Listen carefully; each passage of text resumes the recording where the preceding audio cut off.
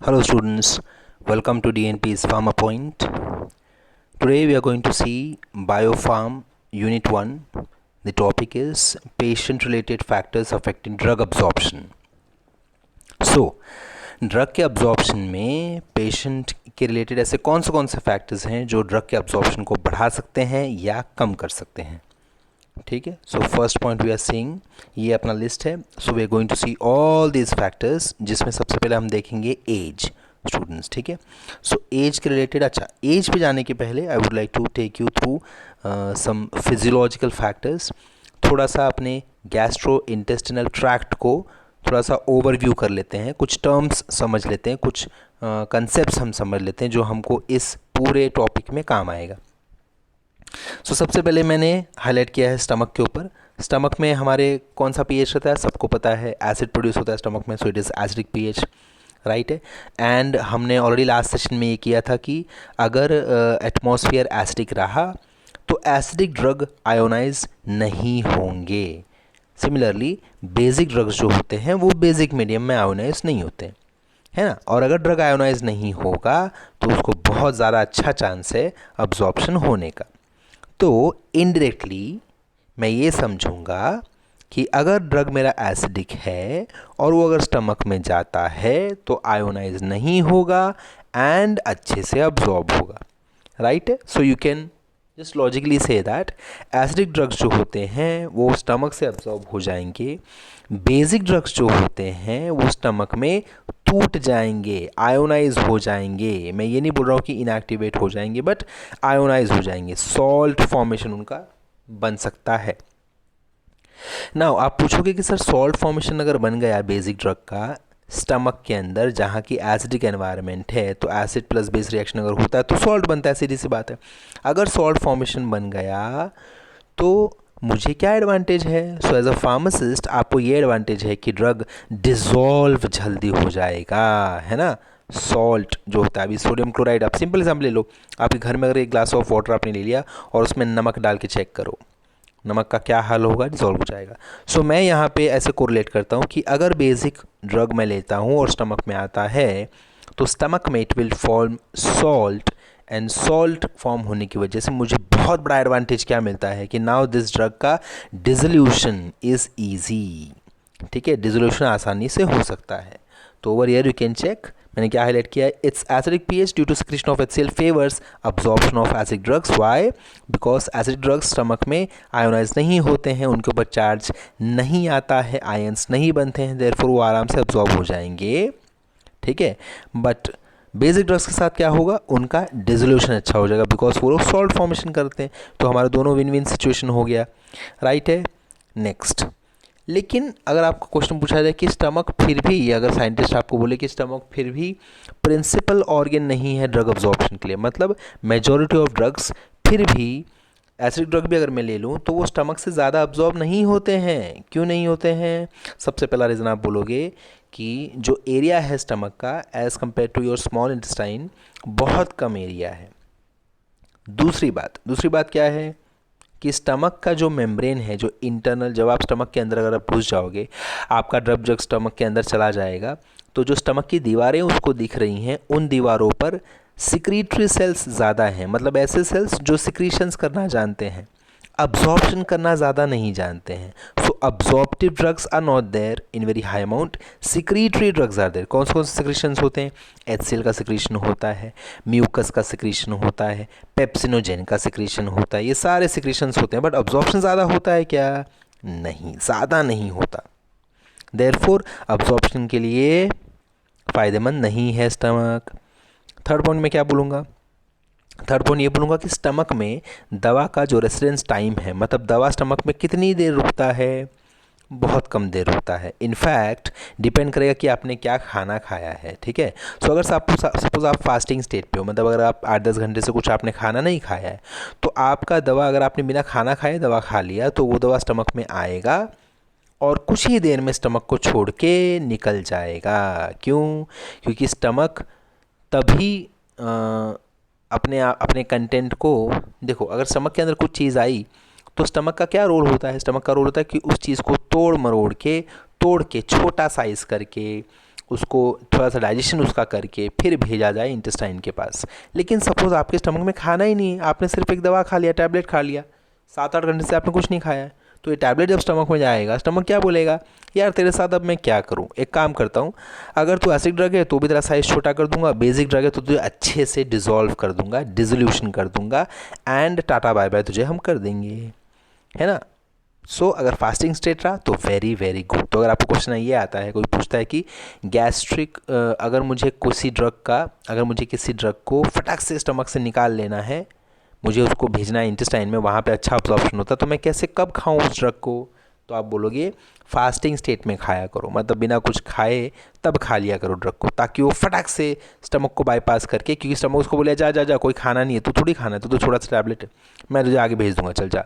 लेकिन अगर आपने इसी ड्रग को खाने के साथ खा लिया तो स्टमक क्या बोलेगा, स्टमक पहले वेलकम करेगा आपके खाने को, चलो खाना आजा आजा आजा, आपने सपोज़ रोटी भाजी खा ली, स्टमक वेलकम करेगा आपके खाने को, बोलेगा मैं अब इस खाने को तोड़ने वाला हूँ, इसमें से बहुत सारे प्रोटीन्स को तोड़ने वाला हूँ, और अगर आपका ड्रग बोलता है कि स्टमक सर मुझे तो जाने दो, मैं थोड़ी खाना हूँ, मैं तो जा सकता हूँ ना, स्टमक क्या बोलेगा, नहीं, तो किसके साथ आया, अकेले थोड़ी आया, तो खाना के साथ आया, तो जब साथ में आया है तो साथ में बाहर जाएगा, साथ में तुम दोनों इंटेस्टाइन जाओगे, तो आपका स्टमक आपके ड्रग को, फूड के साथ साथ ड्रग को भी रोकेगा कुछ देर तक।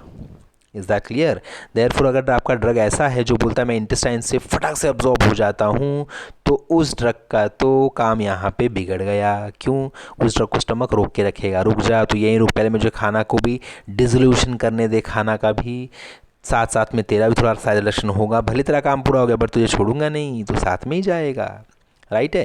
सो अगर मैं आपको पूछूं, मेरा क्वेश्चन है कि now if the same drug which prefers to get absorb through intestine, duodenum के थ्रू अब्जॉर्ब होना चाहता है, अगर उस ड्रग को मैं किसी फैटी खाने के साथ खा लूँ या खाने के बाद खा लूँ, फैटी कुछ मैंने खाना खाया, फैट कंटेनिंग खाना खाया, और फिर अगर मैंने दवा खाया तो उस पर क्या असर पड़ेगा, सोच के बताओ। यस, जिसने ये बोला है कि उसका अब्जॉर्प्शन कम हो सकता है, उसका आंसर करेक्ट है। क्यों, क्योंकि जब भी आप फैटी खाना खाओगे तो फैट को तोड़ने को बहुत टाइम लगता है स्टमक को, वो क्या बोलता है 6-7 घंटे तो मैं तुझे लूँगा तोड़ने में।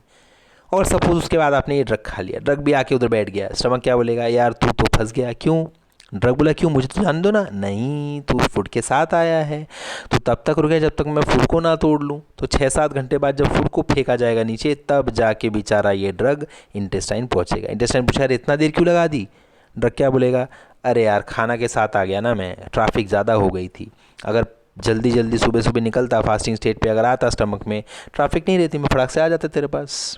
Is that clear students.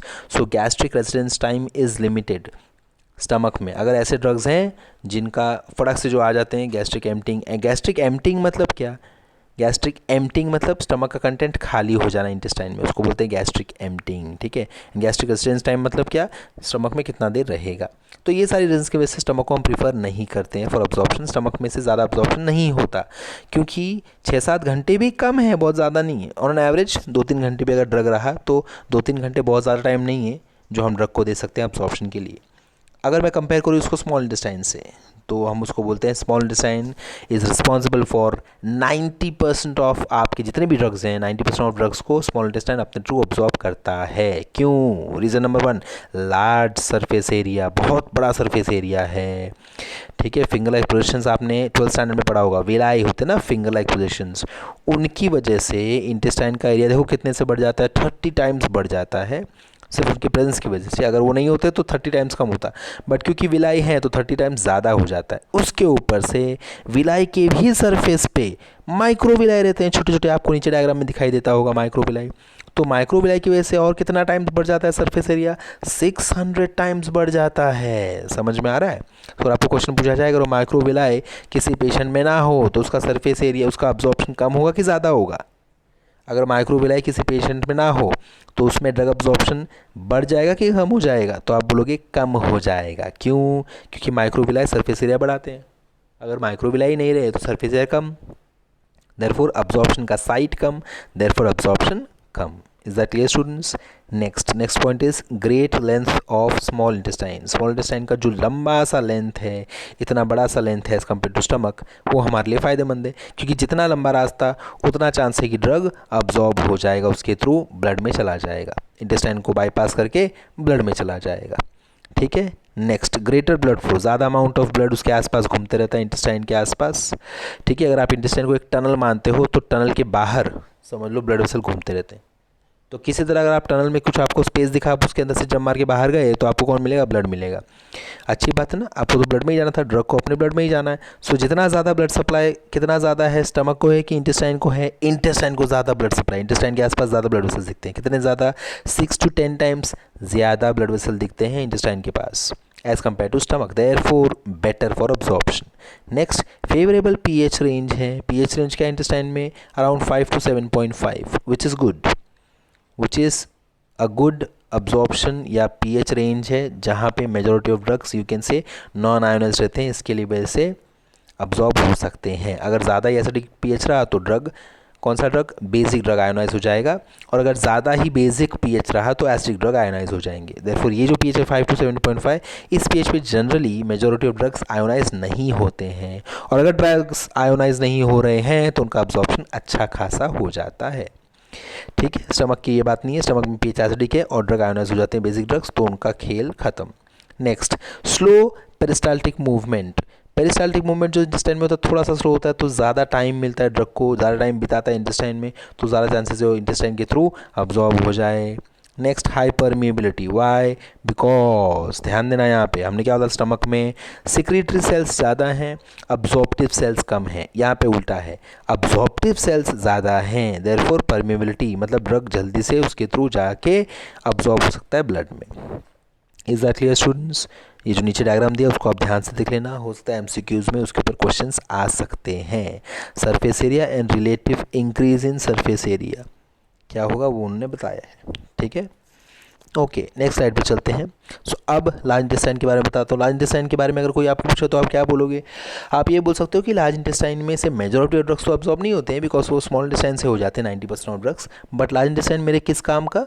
तो लार्ज इंटेस्टाइन में अपने, अगर आपको याद हो तो लार्ज इंटेस्टाइन में विलाई एंड माइक्रोविलाई नहीं होते हैं, एंड लार्ज इंटेस्टाइन में जो कि न्यूट्रल और अल्कलाइन पीएच होता है, उसका कंटेंट होता है, हमको पता है इसमें huge population of useful bacteria रहते हैं। तो यहाँ से कुछ कुछ ऐसे ड्रग्स हैं जो अब्जॉर्ब होते हैं, but not very much. So large intestine is mostly for students for absorption of water. Okay, अगर आपने ये फिजियोलॉजी ठीक से पढ़ा होगा 12th स्टैंडर्ड में, सो वहाँ पे क्लियर हुआ है। देयरफॉर अगर समझो कोलाइटिस होता है, कोलाइटिस मतलब इधर it can be ulcerative colitis, है ना, या क्रॉस डिजीज और वो सारी बीमारियां जब होती हैं, अगर इन्फ्लेमेशन हुआ लार्ज इंटेस्टाइन में तो वाटर का अब्जॉर्प्शन कम हो जाता है, और देयरफॉर वाटरी स्टूल होता है पेशेंट को, क्योंकि वाटर का अब्जॉर्प्शन नहीं हो रहा ना लार्ज इंटेस्टाइन से।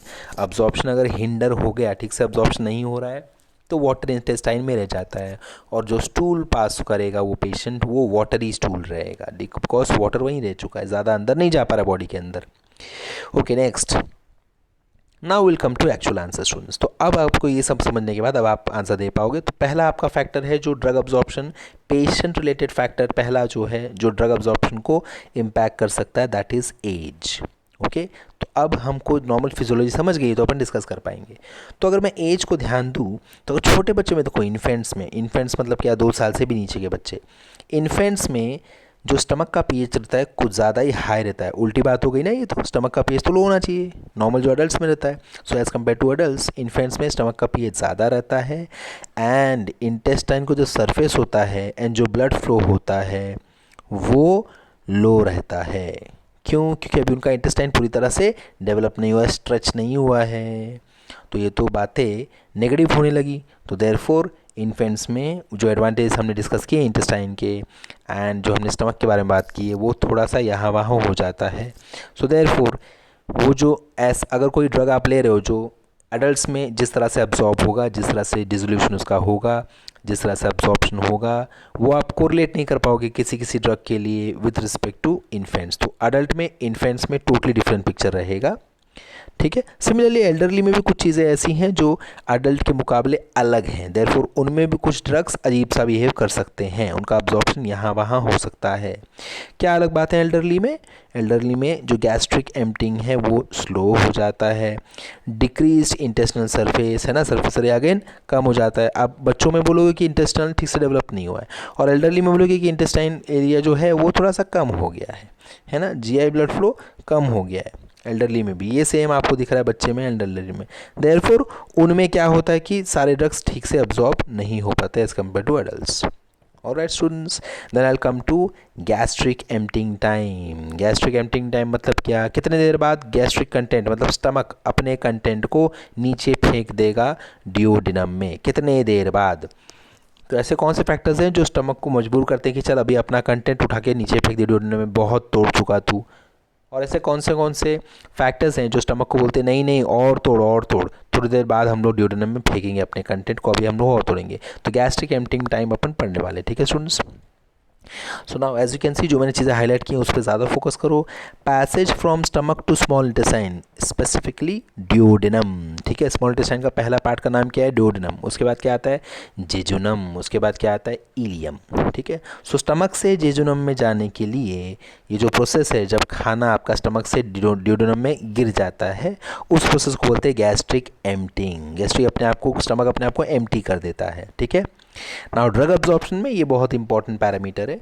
तो अब कौन सी चीज़ें, कौन सी चीज़ों किस किस केस में मैं चाहता हूँ कि गैस्ट्रिक एम्प्टिंग टाइम तेज़ हो जाए, मतलब स्टमक अपना जो कंटेंट है फटाफट नीचे फेंक दे। आप एक बार सोचो, ऐसे कौन से चीज़ें होंगी, ऐसे कौन सा कंडीशन होगा ड्रग के रिलेटेड, जब मैं चाहूँगा कि ऐसे कौन से ड्रग के केसेस में हम चाहेंगे कि स्टमक अपने कंटेंट को फटाक से नीचे फेंक दे?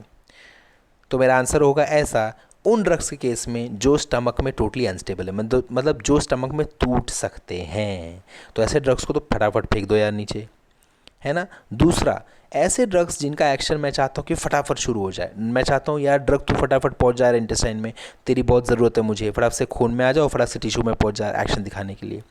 अब ड्रग बोलेगा कि देखो भाई, अगर आप चाहते हो कि मैं फटाफट आपके टिश्यू में आऊँ ब्लड के थ्रू, तो आपको मुझे फटाफट इंटेस्टाइन तक पहुँचाना पड़ेगा, ठीक है। ट्रैफिक जाम नहीं होना चाहिए स्टमक पे। तो हम स्टमक को बोलेंगे यार इसको फटाफट तू रिलीज़ कर देना प्लीज़, ज़्यादा देर तक टाइम पास मत करना, ठीक है। सो ऐसे ड्रग्स का हम चाहते हैं गैस्ट्रिक एम्प्टिंग टाइम ऐसे केसेस में जल्दी हो, फास्ट हो, ठीक है। नेक्स्ट, ड्रग्स जो जैसे मैंने आपको बोला स्टमक में टूट जाते हैं, तो देखो फर्स्ट पॉइंट क्या है? रैपिड ऑनसेट ऑफ एक्शन अगर आपको चाहिए, जैसे सिडेटिव्स का हमको रैपिड ऑनसेट ऑफ एक्शन चाहिए ऐसे ड्रग्स का, तो हम चाहते हैं गैस्ट्रिक एम्प्टिंग टाइम कम रहे, फटाफट गैस्ट्रिक एम्प्टिंग हो जाए, रेट उसका तेज़ रहे और टाइम कम रहे, है ना। गैस्ट्रिक एम्प्टिंग फटाफट होते रहे, 3 मिनट में, 4 मिनट में, 5 मिनट में, ऐसे एग्जांपल दे रहा हूँ आपको। देन डिसोल्यूशन ऑफ ड्रग अगर होता है इंटेस्टाइन में, मतलब ड्रग बोलता है कि मैं तो इंटेस्टाइन में जाके टूटूंगा, मैं स्टमक में नहीं टूटने वाला हूँ, ऐसे ड्रग्स के लिए क्या फ़ायदा स्टमक को ज़्यादा देर रखने के लिए स्टमक में उनको। सो हम ऐसे ड्रग को भी चाहते हैं कि उनका गैस्ट्रिक एम्प्टिंग फटाफट हो जाए, गैस्ट्रिक एम्प्टिंग टाइम कम रहे ऐसे ड्रग के भी केस में। नेक्स्ट, ऐसे ड्रग जो स्टमक में अगर रहेंगे तो बर्बाद हो जाएंगे, उनके लिए भी मैं चाहता हूँ गैस्ट्रिक एम्प्टिंग टाइम फटाफट गैस्ट्रिक एम्प्टिंग हो जाए एंड गैस्ट्रिक एम्प्टिंग टाइम कम से कम रहे। Next, drugs that are best absorbed from the distal part of small intestine, मतलब क्या? स्मॉल इंटेस्टाइन का जो डिस्टल पार्ट है, डिस्टल पार्ट मतलब क्या? दूर वाला छोर, दूर वाला एंड। कौन सा एंड? Duodenum, jejunum, ilium. तो अगर कोई ड्रग्स ऐसे हैं जो इलियम से, जेजुनम से, दूर वाले छोर से अब्जॉर्ब होने वाले हैं, मतलब लार्ज इंटेस्टाइन के आसपास जाके अब्जॉर्ब होंगे, उसके जस्ट पहले अब्जॉर्ब होंगे, तो ऐसे ड्रग्स के केस में हमको उनको क्यों रोकना, है ना। जो ड्रग्स आप बोलते हो कि ड्यूडेनम में ही अब्जॉर्ब हो जाएगा, तो उसको थोड़ा सा डिले करना चलेगा, हम उसको बोलेंगे यार इसको तो नज़दीक जाना है। लेकिन ऐसा ड्रग जिसको दूर जाके अब्जॉर्ब होना है, इंटेस्टाइन में भी दूर, लास्ट पार्ट ऑफ इंटेस्टाइन, तो उसको अपन बोलेंगे यार तू फटाफट निकल ले। तो हम स्टमक को रिक्वेस्ट करेंगे, स्टमक जी प्लीज़ इसको फटाक से एम्प्टी अपने आप को कर दो, ताकि ये ड्रग नीचे उतर के चला जाए, अपने टारगेट साइड पर जाके अब्जॉर्ब हो जाए। राइट है स्टूडेंट्स, तो इसको आप वीडियो पॉज करके आप ये पॉइंट्स लर्न कर सकते हो। नेक्स्ट, अब मैं उस केस पे जाऊंगा कि जिसमें गैस्ट्रिक टाइम डिले होना अच्छी बात है, ठीक है। अच्छा, by the way as you can see, जहाँ पे अपन ने पहले 4 पॉइंट पढ़े, उसके नीचे जो पैराग्राफ दिया उसमें बहुत इंपॉर्टेंट लाइन मैंने हाईलाइट की है, गैस्ट्रिक सॉरी नीचे देखो, biopharmaceutic studies that require the drug to be taken orally, मैंने हाईलाइट किया ये, biopharmaceutic studies that require the drug to be taken orally are performed in volunteers on empty stomach. मतलब क्या, generally जो research की studies होती हैं वो एम्प्टी स्टमक में ही प्रोवाइड की जाती हैं, एम्प्टी स्टमक में ही की जाती हैं। रीज़न, हम चाहते हैं ड्रग को फटाफट बॉडी के अंदर जाए, स्टमक में जाए और फटाक से इंटेस्टाइन में पहुंच जाए। तो अगर खाली पेट खाएगा तो उसको ट्रैफिक नहीं मिलेगी, दवा को फटाक से स्टमक में गया, स्टमक से निकल उतर गया इंटेस्टाइन में और अपना अब्जॉर्ब होकर अपना काम दिखाना शुरू कर दिया, है ना। अगर हमने पेशेंट को या हेल्दी वॉलंटियर्स को बोला कि ये लोग खाना में ना खा लो, फिर आराम से दवा खाएंगे, तो क्या होगा, खाना आपने खाया, पहले जाके ट्रैफिक जाम हो गया स्टमक में, इतने ज़्यादा खाना जा चुके वहाँ पे इकट्ठे हो गए, ऊपर से अब आपका ड्रग जाएगा, तो ड्रग थोड़ी इस ट्रैफिक के थ्रू निकल के जा सकता है इंटेस्टाइन में, उसको भी वेट करना पड़ेगा ट्रैफिक क्लियर होने के। करेक्ट है। सो अगर आपको क्वेश्चन आया कि बायोफार्मास्यूटिक स्टडीज़ में जनरली वॉलंटियर्स को किस स्टेट में दवा खिलाया जाता है, तो आप बोलोगे एम्प्टी स्टमक, ताकि गैस्ट्रिक एम्प्टिंग टाइम तेज़ रहे या उसका रेट फास्ट रहे, गैस्ट्रिक एम्प्टिंग टाइम कम से कम रहे और उसका रेट सबसे फास्ट रहे, फटाफट एम्प्टी हो जाए gastric content. Next, delay in gastric emptying मैं कब चाहता हूँ, कि गैस्ट्रिक कंटेंट जो है एम्प्टी होने में काफ़ी देर लगाए। ऐसे केस में आप थोड़ा लॉजिक लगाओ, आपको आंसर आ जाएगा। ऐसे ड्रग्स जो आपको बोलते हैं यार मैं ना स्टमक में ही अब्जॉर्ब हो जाऊँ, कोई टेंशन नहीं है, उनको मैं चाहता हूँ कि उनके केस में स्टमक तो अपने आप को खाली मत कर, क्योंकि ड्रग तेरे थ्रू ही अब्जॉर्ब होना चाहता है। ठीक है। Next, disintegration and dissolution of doses form is promoted by gastric fluid. मतलब क्या, अगर स्टमक बोलता है कि गैस्ट्रिक फ्लूइड में ही मैं डिज़ोल्व होना चाहता हूँ, तो ऐसे ड्रग को मैं चाहता हूँ स्टमक में ही रहे। नेक्स्ट, जो ड्रग धीरे धीरे डिजॉल्व होते हैं, जैसे ग्रीसियोफल्विन, वेरी वेरी इंपॉर्टेंट एग्जांपल, ये पूरे केस स्टडी का ग्रीसियोफल्विन सबसे बेस्ट एग्जांपल है। ठीक है, ये ड्रग्स को मैं चाहता हूँ कि स्टमक में रहे, ताकि वहाँ से स्लो होकर अब्जॉर्ब हो जाए। नेक्स्ट, ऐसे ड्रग्स जो इरिटेट कर सकते हैं उनको स्लो अब्जॉर्प्शन अपन कराएंगे। Drugs are absorb from the proximal part, तो ऐसे ड्रग जो ड्यूडेनम से अब्जॉर्ब हो सकते हैं उनको भी मैं स्टमक के थ्रू अब्जॉर्ब करना चाहूँगा। ठीक है। Next, gastric emptying time is the first order process. Okay, अब gastric emptying time first order process है, तो उसका रेट क्या होगा वो डिस्कस कर लेते हैं। So gastric emptying rate is nothing but speed. ये कुछ डेफिनेशन जो आपको आना चाहिए। Gastric emptying time is the time required for the gastric content to empty themselves in the small intestine. Okay, ये आपको डेफिनेशन लर्न करने पड़ेंगे। गैस्ट्रिक एम्प्टिंग टी हाफ मतलब क्या, time needed to empty half of the content of stomach in the intestine. तो stomach के आधे content को कितना देर लगेगा, जब मैं स्टमक के आधे पार्ट को इंटेस्टाइन में एम्प्टी कर दूंगा, स्टमक के आधे कंटेंट को इंटेस्टाइन में एम्प्टी करने के लिए कितना टाइम जाएगा, उसको बोलते हैं गैस्ट्रिक एम्प्टिंग टी हाफ। ठीक है स्टूडेंट्स, चलो नेक्स्ट। अभी गैस्ट्रिक एम्प्टिंग के ऐसे फैक्टर्स जो गैस्ट्रिक कंटेंट को नीचे फेंकने में मुझे इम्पैक्ट डाल सकते हैं। तो जैसे मैंने आपको बोला, फैक्टर नंबर 1, अगर आपके स्टमक में बहुत ज़्यादा ट्रैफिक जाम है, मतलब अगर आपने बहुत ज़्यादा खाना खा लिया है, लार्ज अमाउंट ऑफ मील, है ना, तो ऐसा हो सकता है कि स्टमक बोलेगा यार इतना ज़्यादा ट्रैफिक जाम है, मैं धीरे धीरे सबको तोड़ तोड़ के खाना को नीचे भेजूंगा। याद रहे, मैं वापस मैंने हाईलाइट किया, gastric emptying is a first order process. ये क्वेश्चन आ सकता है आपको एमसीक्यू में कि gastric emptying is first order, zero order, second order, कौन सा प्रोसेस है, तो आपका आंसर होगा फर्स्ट ऑर्डर प्रोसेस। ठीक है, नेक्स्ट करते हैं। नेक्स्ट इज़, अब आपको मैंने नीचे वो ग्राफ भी दिया है कि ग्राफ किसके बीच में आपको बनाना है, plot a log of volume of content versus time. अगर ये आप प्लॉट करोगे तो आपको स्ट्रेट लाइन मिलेगा which proves that this is a first order process. ठीक है, नेक्स्ट, अभी मेरे स्टमक को एम्प्टी होने के लिए इंटेस्टाइन में और कौन इम्पैक्ट कर सकता है, और कौन अफेक्ट कर सकता है, तो पॉइंट नेक्स्ट पॉइंट है कंपोजिशन ऑफ मील। मतलब क्या, अगर आपके खाने में फैटी खाना बहुत ज़्यादा है तो स्टमक बहुत टाइम लेगा अपने कंटेंट को नीचे फेंकने में। अगर आपका खाना ज़्यादातर कार्बोहाइड्रेट्स है तो स्टमक फटाक से नीचे फेंक देगा, क्योंकि वो जानता है कि मैं इसको नहीं तोड़ पाऊंगा ज़्यादा। अगर प्रोटीन है तो स्टमक तोड़ने में टाइम लगाएगा और मीडियम रेट से फेंकेगा। तो सबसे पहले कार्बोहाइड्रेट वाले खाने को फेंक दिया जाएगा। अगर आपका खाना फैट में ज़्यादा है, अभी खाने में फ़ैट ज़्यादा है, तो काफ़ी टाइम लग सकता है फेंकने के लिए। ओके, जब मैं फेंक रहा हूँ, अगर वर्ड यूज़ कर रहा हूँ तो वो टेक्निकल वर्ड है, वो थोड़ा सा ये समझिए कि स्टमक कंटेंट को हम ड्यूडेनम में डालने वाले। फेंक रहे हैं मतलब कहीं बाहर नहीं फेंक दोगे, उल्टी नहीं कर दोगे। ठीक है, okay. Then physical state and viscosity of meal. तो अगर आप लिक्विड वाला खाना खाओ तो जल्दी से स्टमक को बाईपास करके वो इंटेस्टाइन में पहुंच जाएगा। लेकिन अगर आपका खाना सॉलिड इन कंटेंट, जैसे रोटी है या चावल, चावल से ज़्यादा बेटर मैं रोटी बोलना चाहूँगा, तो जो रोटियां होती हैं, ये जो कड़क रोटियां भी होंगी अगर, तो ये रोटी, जो बाजरे की रोटी, ये सब जो रोटियां आती हैं ना, अगर ये सब रोटी आप खाओगे तो शायद ज़्यादा टाइम लग सकता है। फैटी अगर होगा, साथ में कुछ फैटी चीज़ भी खा लिए, तो काफ़ी टाइम लग सकता है ना स्टमक को उसको तोड़ने में। हालांकि अगर आप लिक्विड कंटेंट कुछ खाते, जैसे जूस पी लेते हो, तो स्टमक को ज़्यादा टाइम लगेगा उसको डिजोल्व करने में या उसको तोड़ने में, तो फटाक से नीचे उतर जाएगा, इंटेस्टाइन तक फटाफट पहुँच जाएगा, स्टमक को फटाफट पार करके वो इंटेस्टाइन पहुँच जाएगा। सो ये भी एक फैक्टर है, physical state of your meal, आपके खाने का फिजिकल स्टेट क्या है। नेक्स्ट, टेम्परेचर, ठीक है। सो अगर बॉडी टेम्परेचर से ज़्यादा या कम हुआ आपके खाने का टेम्परेचर, तो उसकी वजह से गैस्ट्रिक एम्प्टिंग टाइम कम हो सकता है, ठीक है। नेक्स्ट, गैस्ट्रो इंटेस्टिनल पीएच, मतलब जीआई पीएच क्या है। तो गैस्ट्रिक एम्प्टिंग इज़ रिटार्डेड, मतलब स्टमक का खाली होना स्लो हो सकता है। कब? अगर पीएच लेवल लो रहा तो, ठीक है। अगर पीएच लेवल हाई रहा तो फटाक से खाली हो जाएगा स्टमक। Okay, next, electrolyte. तो क्या उन्होंने बोला है कि अगर लो सॉल्ट कॉन्सेंट्रेशन आपने खाया तो फटाफट स्टमक अपने आप को खाली कर देता है, ठीक है। अगर आपने सपोज हाई इलेक्ट्रोलाइट कंटेंट कुछ पी लिया, सपोज आपने अच्छा खासा नमक शक्कर पानी मिला के पी लिया, बहुत ज़्यादा कॉन्सेंट्रेटेड, तो स्टमक अपने आप को एम्प्टी जल्दी नहीं करेगा, ठीक है। सो डाइल्यूट सोल्यूशन बेटर, फटाफट स्टमक अपने आप को एम्प्टी कर देगा।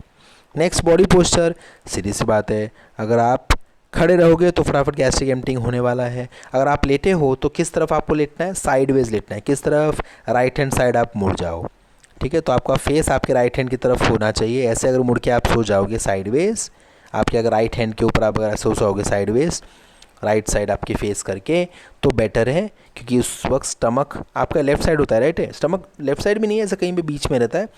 बट अगर आप ग्रेविटी देखें प्रॉपरली, अगर आप देखें पोस्चर, तो अगर हम राइट साइड फेस करके सोएंगे ना, तो स्टमक का जो कंटेंट है वो नीचे की तरफ, उसको अपने आप बाय ग्रेविटी वो चला जाएगा नीचे की तरफ, ठीक है। अगर आप लेफ्ट साइड करके सोओगे तो स्टमक का कंटेंट जल्दी जल्दी एम्प्टी नहीं होगा। Emotional state, stress and anxiety अगर आपको रहेगी तो गैस्ट्रिक मोटिलिटी फटाफट होगा।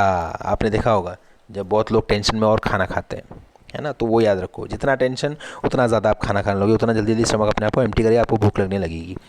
Next, exercise. आपने कभी देखा है किसी को कि क्रिकेट खेल रहा है और अचानक उसको भूख लग गई, ओह शिट बहुत भूख लगी? नहीं, जब इंसान खेलते तो उसको भूख प्यास सब भूल जाती है ना। सारे इंसान अपने भूख प्यास भुला देते हैं जब आप वो खेलते हैं, स्पोर्ट्स में इन्वॉल्व होते हैं फिजिकल एक्टिविटीज़ में, राइट है। सो इसका मतलब क्या है? एक्सरसाइज अपना गैस्ट्रिक एम्प्टिंग को कम कर देता है, स्लो कर देता है। Next, disease state and drugs के बारे में आप पढ़ सकते हो, इनको ज़रूर पढ़ो, इनको लर्न करना पड़ेगा आपको, ये फैक्चुअल चीज़ें हैं, ठीक है। So I have highlighted the contents and examples, you have to learn them, okay. अच्छा, नीचे मैंने एक और चीज़ हाईलाइट किया है, ईजोफेजियल ट्रांजिट क्या होता है। जैसे आपने स्टमक ट्रांजिट देखा, ट्रांजिट मतलब क्या? ट्रैवल। तो ईजोफेगस के थ्रू ट्रैवल होगा तो क्या क्या फैक्टर्स इंपैक्ट करते हैं, वो मैंने एक दो लाइन में हाईलाइट किया है। Next point is intestinal transit time students. So intestine के थ्रू क्या क्या फैक्टर्स इंपैक्ट करते हैं ड्रग को, तो अपन सबसे पहले इन्होंने बताया फिजियोलॉजी कि ड्यूडेनम के थ्रू कितना टाइम लगता है जाने में, नॉर्मली जेजुनम को क्रॉस करने में कितना टाइम लगता है, इलियम को क्रॉस करने में कितना टाइम लगता है, ये सारे एवरेज टाइम है, ठीक है। कोलोन को देखो 6 से 12, है ना।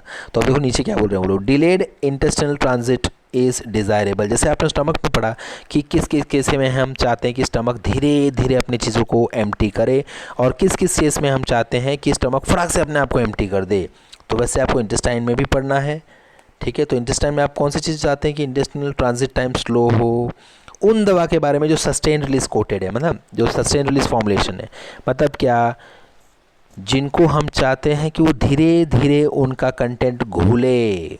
तो अगर धीरे धीरे वो आपको चाहिए दवाइयाँ, जैसे आपको डिस्प्रिन टैबलेट का एडवर्टाइज आता है ना, डिस्प्रिन या ऐसे कोई टैबलेट का एडवर्टाइजमेंट आता है जहाँ पे वो टैबलेट आप ग्लास में डालो और फटाक से वो डिज़ोल्व हो जाए। तो हमारे फार्मा में सस्टेन रिलीज मतलब क्या, स्लोली स्लोली डिजोल्व होगा टैबलेट। तो ऐसे टैबलेट्स को आप क्या चाहोगे, क्या आप चाहोगे कि फटाक से इंटेस्टाइन क्रॉस कर ले वो, नहीं। अगर फटाक से इंटेस्टाइन क्रॉस कर लिया तो वो डिजोल्व ही नहीं हो पाएगा, ऐसे कैसे आपके बाहर चले जाएगा बॉडी के बाहर स्टूल के थ्रू। तो मैं चाहता हूँ ऐसे ड्रग जो सस्टेन रिलीज फॉर्मुलेशन हो वो स्लो स्लो इंटेस्टाइन क्रॉस करे, ताकि ज़्यादा से ज़्यादा डिजोल्व होकर अपने कंटेंट फेंक के इंटेस्टाइन में, अपने कंटेंट इंटेस्टाइन में रख के बाहर जाए, ठीक है। सो सस्टेन रिलीज फॉर्मुलेशन को मैं चाहता हूँ कि इसके वक्त इंटेस्टाइनल ट्रांजिट टाइम डिलेड हो, आराम से जाए इंटेस्टाइन के through. Next entry coated tablet. Entry coated tablet मतलब कौन से टैबलेट होते हैं, जिनके ऊपर कोटिंग लगाई रहती है हमने, जो इंटेस्टाइन में आके ही टूटेगा और वहाँ पे फिर अपने आप को डिजोल्व करेगा। सो ऐसे ड्रग के केस में भी मैं चाहता हूँ कि इंटेस्टाइनल ट्रांजिट टाइम लंबा रहे, बड़ा रहे, मतलब वो इंटेस्टाइन स्लोली स्लोली क्रॉस करे। विटामिन बी का वहाँ पे अब्जॉर्प्शन होता है इंटेस्टाइन में, तो मैं इसके केस में तो चाहता ही हूँ कि ये स्लो स्लो जाए इंटेस्टाइन के थ्रू, ताकि ज़्यादा से ज़्यादा अब्जॉर्प्शन हो, है ना। जितना स्लो जाएंगे ये लोग उतना ज़्यादा इनको टाइम मिलता है इंटेस्टाइन के दीवारों के थ्रू अंदर एंट्री मारने का, ब्लड के अंदर अब्जॉर्ब हो जाने का, ठीक है। नेक्स्ट इज एसाइक्लोवीर, याद रखना एग्जाम्पल आ सकता है। And then when absorption is in colon is minimum, तो अगर हमको पता है कि ड्रग कोलॉन जो कि नेक्स्ट पार्ट है लार्ज इंटेस्टाइन, अगर मुझे पता है कि ड्रग लार्ज इंटेस्टाइन के थ्रू अब्जॉर्ब तो नहीं होने वाला है, तो ऐसे ड्रग को मैं चाहता हूँ कि उसका इंटेस्टिनल ट्रांजिट टाइम स्लो हो, ज़्यादा से ज़्यादा देर वो स्मॉल इंटेस्टाइन में बिताए और देयरफॉर वहाँ से अब्जॉर्प्शन अच्छा खासा करके जाए। ऑलराइट, नाउ नेक्स्ट पॉइंट है स्टूडेंट्स गैस्ट्रोइंटेस्टिनल पीएच। मैं डिजीज स्टेट डिस्कस नहीं करूँगा, ठीक है, वो बहुत शॉर्ट में ऑलरेडी आपकी बुक में दिया गया है, तो आप वहाँ से रीड कर सकते हो। I will be now discussing gastrointestinal pH and blood flow through GIT. तो सबसे पहले मैं डिस्कस करूँगा गैस्ट्रोइंटेस्टिनल पीएच मतलब क्या। पूरे आपके स्टमक से लेकर अगर मैं स्टार्ट करूँ तो, या माउथ से लेकर मैं स्टार्ट करूँ कि माउथ से लेकर एनस तक, गैस्ट्रोइंटेस्टिनल ट्रैक्ट, ये पूरा अपना गैस्ट्रोइंटेस्टिनल ट्रैक्ट राइट है। एक्चुअली गैस्ट्रोइंटेस्टिनल ट्रैक्ट अपन कहाँ से चालू करते हैं, स्टमक से चालू करते हैं, है ना, एलिमेंट्री कैनाल पूरा होगा। तो अगर मैं स्टमक से खा लेता हूँ गैस्ट्रोइंटेस्टिनल ट्रैक्ट, अगर मैं ये पूरे ट्रैक को स्टमक से लेकर इंटेस्टाइन के एंड तक अगर मैं जाऊँ, तो पीएच इनका, इस पूरे रास्ते का पीएच हमको कहाँ कहाँ काम आएगा, अपने ड्रग को कैसे कैसे इम्पैक्ट करेगा वो हमको देखना है, ठीक है। तो सबसे पहले लाइन क्या दिया है, 10⁻⁷ fold difference is seen is observed between gastric and colon fluid. मतलब क्या, जब आपका जर्नी आप शुरू करोगे स्टमक से लेकर अगर आप मूव कर रहे हो कोलॉन तक, लार्ज इंटेस्टाइन तक, तो इतना बड़ा वेरिएशन आपको दिखता है H+ आयन कॉन्सेंट्रेशन के बीच में। मतलब जब मैं स्टमक में रहूँगा तो एसिडिक एटमॉस्फेयर रहता है, जैसे से मैं स्टमक से दूर जाना शुरू करता हूँ, जैसे से मैं इंटेस्टाइन में आता हूँ, स्मॉल इंटेस्टाइन, देन ड्यूडेनम, उसका जो पहला पार्ट है ड्यूडेनम, जेजुनम, इलियम, कोलॉन, जैसे वहाँ तक पहुँचता हूँ तो ड्रास्टिक चेंज होता आता है एटमॉस्फेयर में, है ना। जैसे कि अगर आपको मैं बोलूँ कि आप मूव करना शुरू करो साउथ इंडिया से जम्मू कश्मीर की तरफ, तो कैसे धीरे धीरे धीरे ठंड बढ़ने लगेगी, वैसा तो ऐसा ही स्टमक से कोलॉन के रास्ते में होता है हमारा H+ आयन के कॉन्सेंट्रेशन के रिलेटेड, ठीक है। सो अब क्या क्या असर हो सकता है, सबसे पहला नंबर 1 असर क्या करता है पीएच, किसके ऊपर, डिसइंटीग्रेशन के ऊपर। मतलब दवा को तोड़ने पे पीएच का अच्छा खासा हाथ है। वो मुझे कहाँ पे दिखता है, एग्जांपल, सबसे सिंपल एग्जांपल मुझे दिखता है एंट्रिक कोटेड फॉर्मुलेशन के केस में। एंट्रिक कोटेड टैबलेट को अगर अपन ध्यान दें तो उसका डिसइंटीग्रेशन स्टमक में नहीं होता है, उसका डिसइंटीग्रेशन कहाँ होता है, इंटेस्टाइन में। क्यों, आपको अगर याद हो तो एंटेरॉन मतलब क्या, इंटेस्टाइन, ठीक है, एंटेरॉन मतलब क्या, इंटेस्टाइन। सो एंट्रिक कोटेड टैबलेट मतलब क्या, ऐसा टैबलेट जिसके ऊपर ऐसी कोटिंग दी गई है जो सिर्फ इंटेस्टाइन में टूटेगी। देयरफॉर इस टैबलेट का कंटेंट इंटेस्टाइन में ही डिसॉल्व होगा और वहीं से अब्सॉर्ब होगा। सो ऐसे टैबलेट हम क्यों बनाते हैं, क्योंकि हमको पता है ये टैबलेट को अगर मैंने कोटिंग नहीं किया तो ये स्टमक में बर्बाद हो जाएगा। सो ऐसे टैबलेट्स को हम कवर करके, प्रोटेक्ट करके भेजते हैं। तो एंट्रिक कोट जो होता है वो स्टमक में डिसॉल्व नहीं होता, कहाँ डिसइंटीग्रेट होता है, कहाँ डिसइंटीग्रेट होता है, सीधा इंटेस्टाइन में जाके डिसइंटीग्रेट होगा, मतलब क्या, टूट जाएगा। उसके बाद क्या हमको करना है, टूटने के बाद क्या होता है ड्रग का, डिसॉल्व होता है। सो पहले होता है डिसइंटीग्रेशन, देन होता है डिसोल्यूशन, राइट। सो डिसोल्यूशन के बारे में हम लोग क्या पॉइंट पढ़ना है, हमको ये ध्यान देना है कि जनरल एक मैं आप लाइन में आपको बोलता हूँ, मैंने ऑलरेडी ये डिस्कस किया है लाइन। डिसोल्यूशन का अगर आपको कोई पूछे तो आप बोलोगे कि ड्रग वहीं पे डिसॉल्व जल्दी होगा जहाँ पे उसका ऑपोजिट नेचर प्रेजेंट रहे। मतलब अगर मैं बेसिक ड्रग दूँ तो स्टमक में अच्छा खासा डिजोल्व हो सकता है, बिकॉज वहाँ पे एसिडिक एनवायरनमेंट है, तो वो सॉल्ट फॉर्म कर लेगा। सो आपका ड्रग जहाँ भी सॉल्ट फॉर्म करेगा वहाँ पे बेस्ट डिजोल्व होने वाला है, ये ध्यान रख लो। सो एसिड ड्रग इंटेस्टाइन में डिजोल्व हो सकते हैं अच्छा खासा, ठीक है, बिकॉज सॉल्ट फॉर्मेशन आ जाएंगे तो उनका डिजोल्यूशन अच्छा होगा। सो weekly acid drug dissolve rapidly in the alkaline pH of intestine, whereas basic drugs dissolve in the acidic pH of the stomach। ये लाइन आपको यहाँ पे दिख रही है, मैंने हाईलाइट कर रखा है, ठीक है। नेक्स्ट, गैस्ट्रो इंटेस्टिनल पीएच, जो अपना जीआई ट्रैक का जो पीएच है, और क्या इंपैक्ट करता है, अब्जॉर्प्शन पे भी इंपैक्ट करता है। ये हमने ऑलरेडी पढ़ लिया है ना, पॉइंट देखो रिपीट हो रहे हैं बार बार। सो उसमें अपने को क्या बोलना है, अब्जॉर्प्शन कैसे अफेक्ट करता है। अब्जॉर्प्शन पे ऐसे अफेक्ट करता है कि सपोज मैंने अगर बेसिक ड्रग खाया, ठीक है, सो बेसिक ड्रग आके आपके स्टमक में अगर आयोनाइज हो गया अच्छे खासे अमाउंट में, तो अब वो अब्जॉर्ब नहीं हो सकता, क्योंकि ड्रग के ऊपर चार्ज आ गया ना, ठीक है। नेक्स्ट देखो, डिसोल्यूशन की बात अलग है, अब्जॉर्प्शन की बात अलग है। डिसोल्यूशन जब आप देखते हो तो डिसॉल्व हो रहा है, तो उसमें मैं देखता हूँ सॉल्ट फॉर्मेशन होना चाहिए। अब्जॉर्प्शन अगर आप बोलते हो आयन्स बन गए तो कहाँ से अब्जॉर्ब होगा, ये तो हमने पहले ही पढ़ रखा है। अब्जॉर्प्शन के लिए आयन ना बने तो ये अच्छी बात है। Next, stability. स्टेबिलिटी के बारे में क्या बोलेंगे, सिंपल एग्जांपल आपको देने का कि पीएच स्टेबिलिटी पे क्या असर दिखाता है। सबसे बेस्ट एग्जांपल होता है आपके ड्रग्स का, दैट इज पेनिसिलिन जी, आपने पढ़ा होगा ये फार्माकोलॉजी में। पेनिसिलिन जी अगर आपको याद हो तो एसिड रेजिस्टेंट नहीं है, उसको एसिड तोड़ देता है बहुत सारे, है ना। सो एसिड तोड़ देता है मतलब क्या, एसिडिक जो आपके स्टमक का जो कंटेंट होता है, it has the entire potential to break your penicillin chemically, chemical degradation कर सकता है। सो ऐसे ड्रग्स को हम लोग को बचाना पड़ेगा।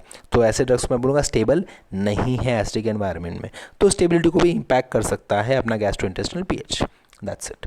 सो गैस्ट्रोइंटेस्टिनल पीएच पे आपको 4 पॉइंट बोलना है, कैसे वो डिसइंटीग्रेशन पे असर करता है, कैसे वो डिसोल्यूशन पे असर करता है, कैसे वो पीएच अब्जॉर्प्शन पे असर कर सकता है, कैसे पीएच ड्रग के स्टेबिलिटी पे असर कर सकता है। Okay, just in one line. Next, blood flow to GIT. तो अभी ये क्या है, ये खाली यहाँ पे कंपेयर किया गया है कि लिम्फ से ज़्यादा ब्लड फ्लो होता है गैस्ट्रोइंटेस्टिनल ट्रैक्ट के आसपास से। देयरफॉर मेजॉरिटी ऑफ ड्रग्स जो इंटेस्टाइन से निकलते हैं या स्टमक से निकलते हैं या लार्ज इंटेस्टाइन से निकलते हैं, वो जाके कहाँ डूब जाते हैं, कहाँ जम मार लेते हैं, ब्लड में, और वहाँ से all over the body. Okay, next point is gastrointestinal contents students. तो गैस्ट्रोइंटेस्टिनल जीआई ट्रैक का अपने कौन सा कंटेंट है जो दवा के एब्जॉर्प्शन में असर दिखा सकता है। तो पहला है कि फूड, है ना। तो ये सारे जो फूड होता है, फूड की वजह से ऐसे कौन से ड्रग्स है जिनका एब्जॉर्प्शन कम हो जाएगा। तो मैंने पहले इस बुक में पहले कॉलम में लिखा गया है, डिलेड हो सकता है। देन कौन सी दवाइयों का एब्जॉर्प्शन डिक्रीज होगा, इंक्रीज होगा एंड अनअफेक्टेड रहेगा। तो आप सबके एक एग्जाम्पल पढ़ सकते हो, आपको काम आ सकता है। तो ये एग्जांपल्स हैं फूड वर्सेस ड्रग का एब्जॉर्प्शन कैसे कैसे इंपैक्ट होगा, कैसे कैसे चेंज होगा। तो ज़रूरी नहीं है कि फूड सबका एब्जॉर्प्शन कम ही करे, नहीं, किसी दवा का तो फूड की वजह से एब्जॉर्प्शन बढ़ भी सकता है। सिंपल एग्जांपल ग्रेसियोफल्विन, मैं रिपीट कर रहा हूँ, ग्रेसियोफल्विन।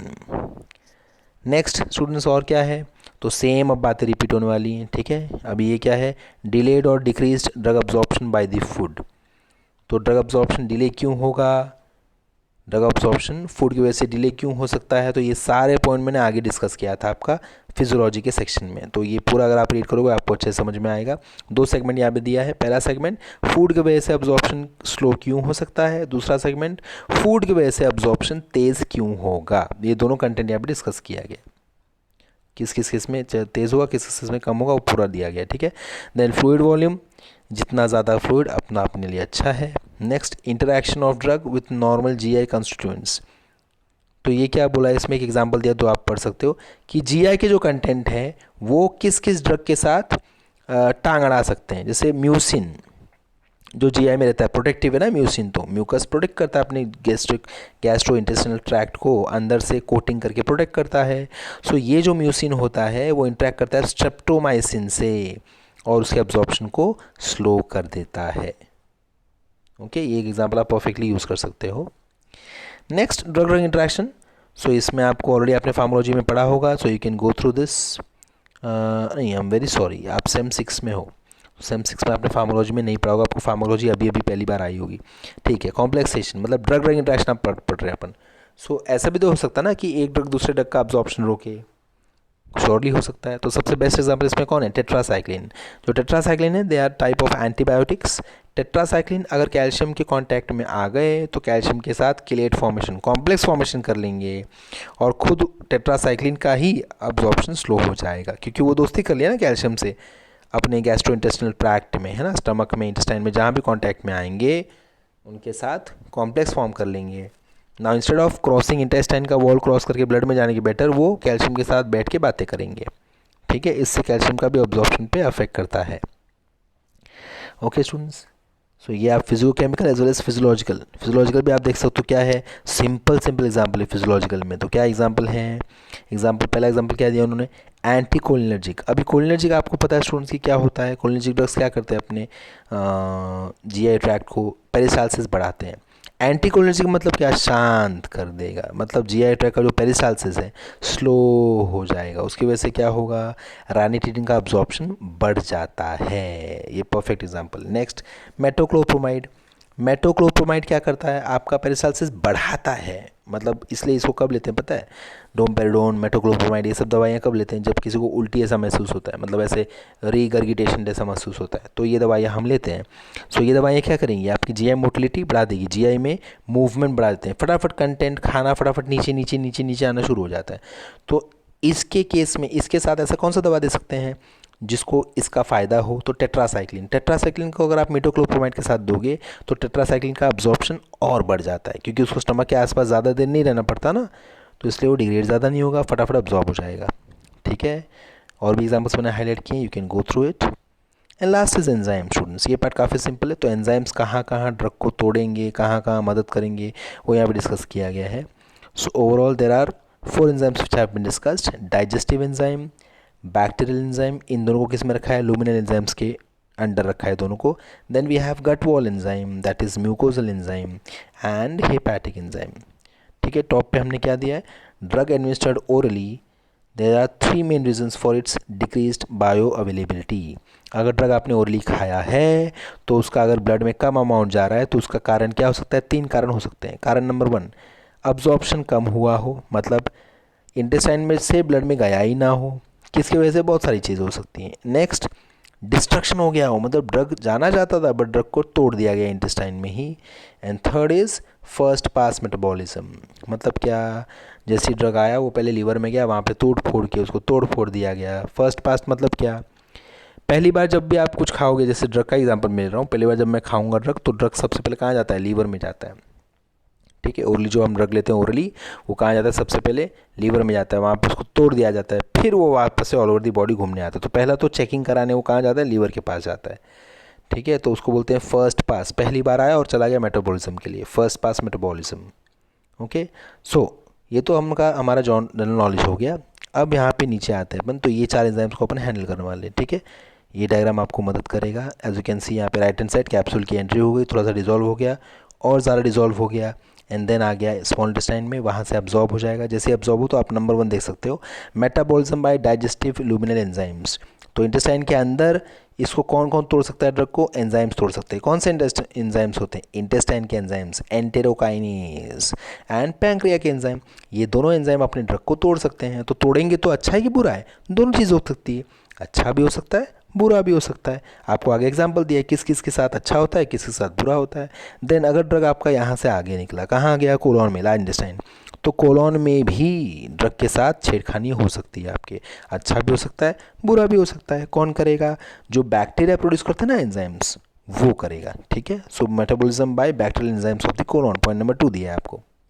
देन अगर मैं वहाँ से बढ़ जाता हूँ तो वहीं पे गट वॉल एंजाइम्स होते हैं, मतलब क्या, आपके इंटेस्टाइन के भी जो एंजाइम्स, इंटेस्टाइन जो प्रोड्यूस करेंगे एंजाइम्स, वो यहाँ भी काम आएंगे, गट वॉल एंजाइम्स, उसका भी एक्शन आपके दवा पे हो सकता है, इधर पॉजिटिव और नेगेटिव। एंड देन यहाँ से अगर मैं जाता हूँ इंटेस्टाइन में, सॉरी लीवर में, तो वहाँ पे होता है first pass metabolism. Okay, first pass metabolism. तो एक तो आप थर्ड जो रास्ता गया वो आगे चले गया, वो स्टूल बन के आगे निकल जाएगा, सेकेंड वाला रास्ता, सॉरी। एंड देन फोर्थ कहाँ गया, आप लीवर के पास गया। तो ये सारे चारों एंजाइम्स कैसे काम करते हैं, यहाँ पे देखो, ये पूरे चार्ट में मैंने बना के दिया है। दिस इज़ वेरी सिंपल, आराम से आपको एग्जांपल्स लर्न करने हैं, एक एक एग्जांपल्स लर्न करना है और उसको याद रखना है, दैट्स इट। ठीक है, that's it students, thank you very much.